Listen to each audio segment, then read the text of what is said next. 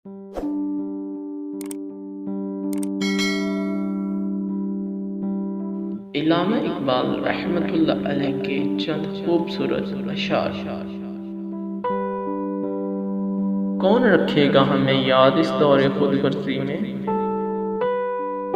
कौन रखेगा हमें याद इस दौरे खुदगर्जी में। हालात ऐसे हैं कि लोगों को खुदा याद नहीं। हम कौन हैं क्या हैं बाखुदा याद नहीं।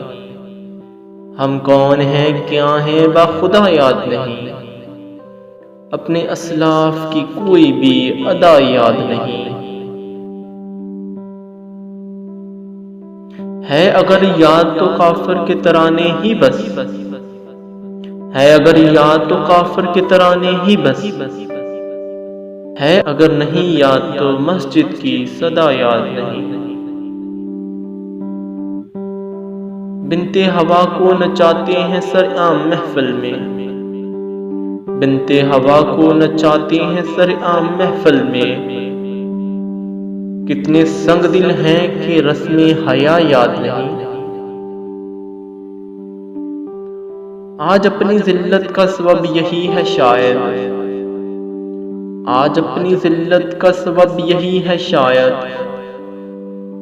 सब कुछ है याद मगर खुदा याद नहीं।